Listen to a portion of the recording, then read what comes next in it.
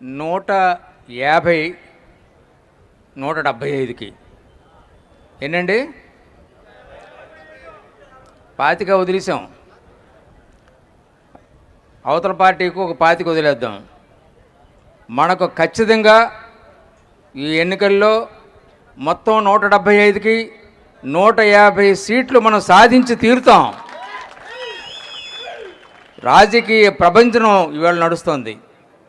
ఎక్కడ చూసినా ఈ ప్రభుత్వాన్ని దించేయాలి, ఈ ప్రభుత్వాన్ని ఉంచకూడదు, ఈ ప్రభుత్వం కొనసాగితే మన బ్రతుకులు నాశనం అయిపోతాయి, మనల్ని బిచ్చగాళ్ళ కింద చూస్తున్నాడు ఆయన, సంక్షేమ పథకాలు మీకు ఇస్తున్నాం, మీరు చచ్చినట్టు మీ ఇంట్లో కూర్చోండి అనేటువంటి డిక్టేషన్ అక్కడ కనబడుతుంది.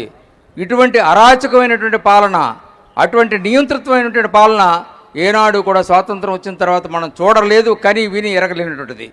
అటువంటి పరిపాలన మనం తుదముట్టించాల్సినటువంటి అవసరం ఉంది.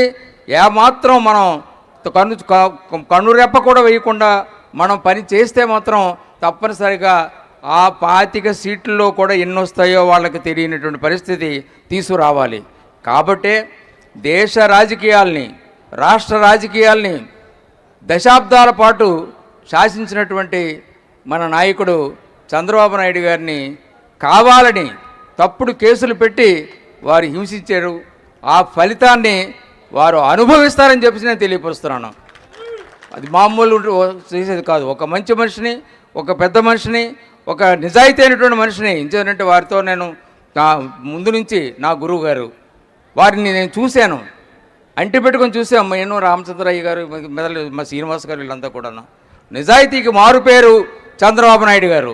ఎక్కడా కూడా ఏమాత్రం కూడా స్కోప్ లేకుండా ట్రాన్స్పరెంట్గా ప్రభుత్వం ఉండాలి అని ప్రతి డిపార్ట్మెంట్ని కూడా శాసించినటువంటి రోజులు ఈ ప్రపంచంలో ఎవరు కొడుకు ఉండవు.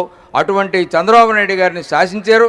అంతేకాకుండా ఈవేళ లోకేష్ బాబు కూడా బాగా ఇంప్రూవ్ అయ్యి ఆయన ప్రజల్లోకి వెళ్ళి, ఆయన జనాల్లోకి వెళ్ళి ఆయన మాటలు మాట్లాడుతుంటుంటే అది కూడా సహించలేక ఆయన్ని కూడా ఇబ్బంది పెట్టడానికి ప్రయత్నం చేస్తున్నారు. తప్పనిసరిగా వీరిద్దరి నాయకత్వంలోనూ కూడా ఈ రాష్ట్రంలో తనకి అధికారం రాదేమో అన్నటువంటి భయంతో ఆయన ఉండడం అనేటువంటి జరుగుతోంది. కాబట్టి అందరికీ కూడా మేము అప్పీల్ చేసి, నేను కూడా మరి గతంలో నేను 32 సంవత్సరాలు తెలుగుదేశం పార్టీలో ఉన్నాను, 1982 నుంచి.